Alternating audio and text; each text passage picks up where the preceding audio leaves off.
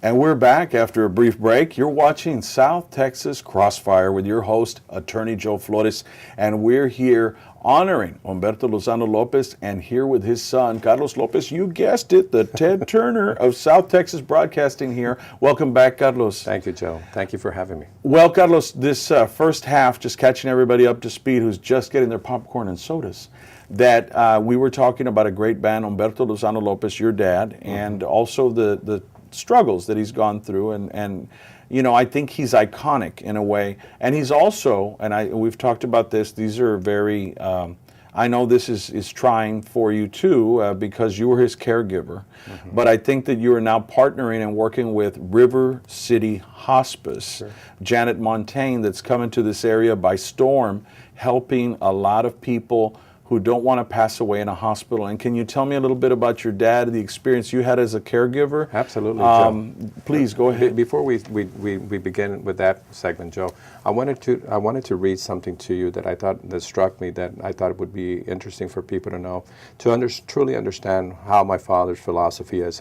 Although you do refer to him of being iconic, I don't think he saw himself of being like that. Very modest. He saw himself being a humble person. Never lived the city of Robstown, loved his town and loved who he was. Impossible is just a big word thrown around by small men who find it easier to live in the world they've been given than to explore the power they have to change it. Impossible is not a fact. It's not an opinion. Impossible is not a declaration. It's a dare. Impossible is potential. Impossible is temporary. Impossible is nothing. You know who said that, Joe? Muhammad Ali. A great guy, a fighter like your dad. And was a fighter like my father. And there's so many people.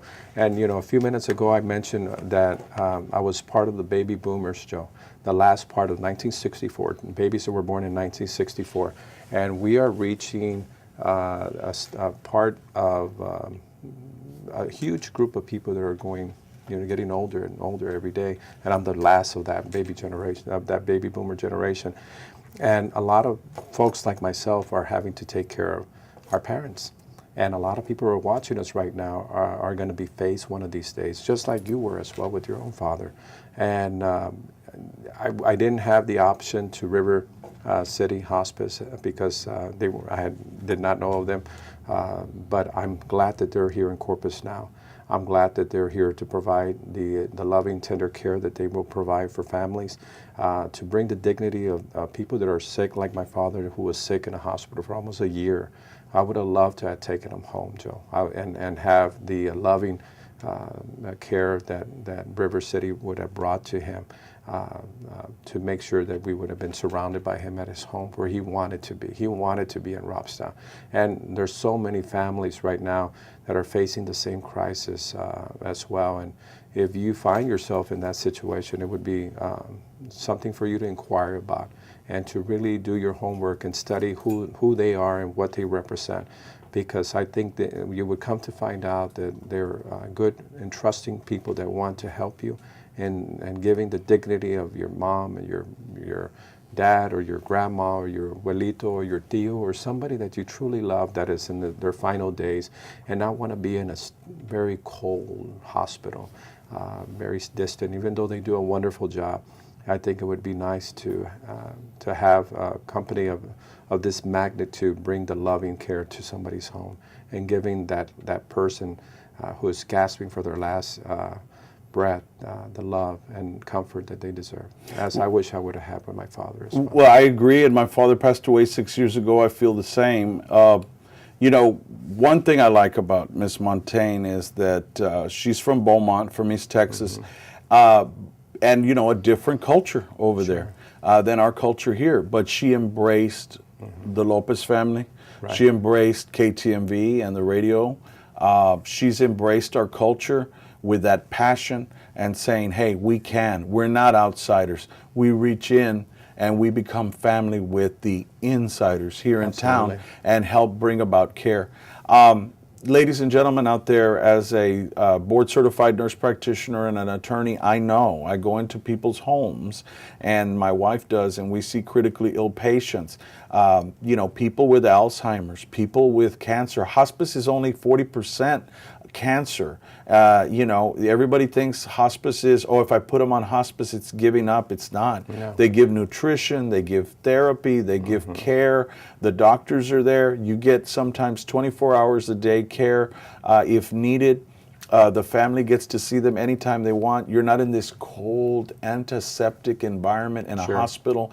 They do a great job at the hospital, but when you can only see your father a few minutes every hour, what would it would be wonderful if the hospital, the pharmacy, the doctors, the nurse practitioners, the PAs, the RNs, the LVNs could all be in your home.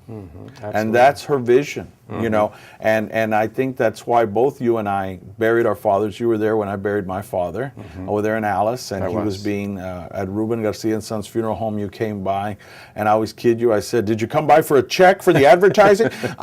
But you were there, and I wish we had had hospice from my father. Absolutely. He had renal dialysis, and like your dad. And he suffered a lot. My dad would drive himself to, after dialysis, he was a bull of a man. He would say, I'm driving myself, because thank goodness he still had his vision, unlike your father's vision was affected.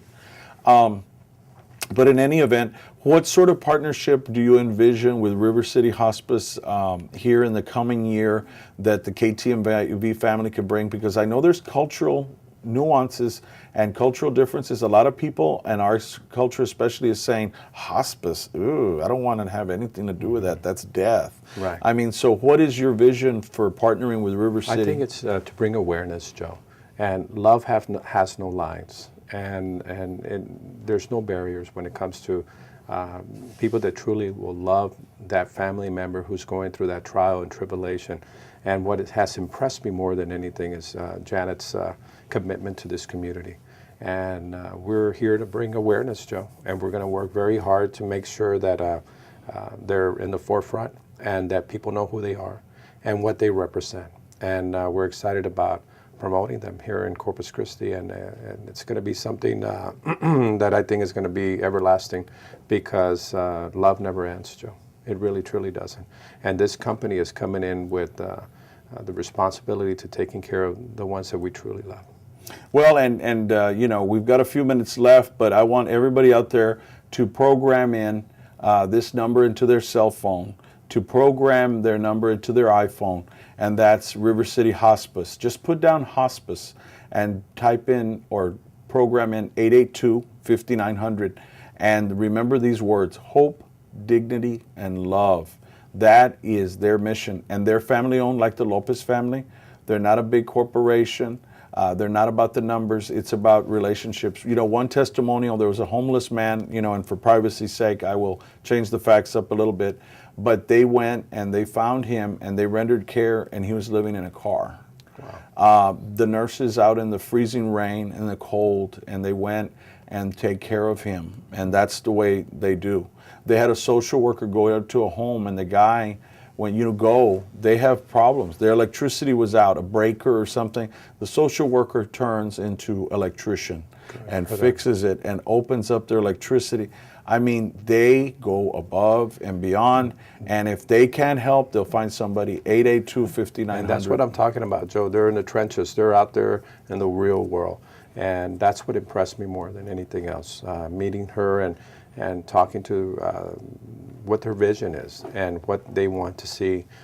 And it's important that this television station, this outlet, utilizes their vision as well, so people know more about it and can seek it out. Well, and you're watching interview with Carlos Lopez, the broadcaster. We've got a few seconds left. Dave is pulling the cane on me.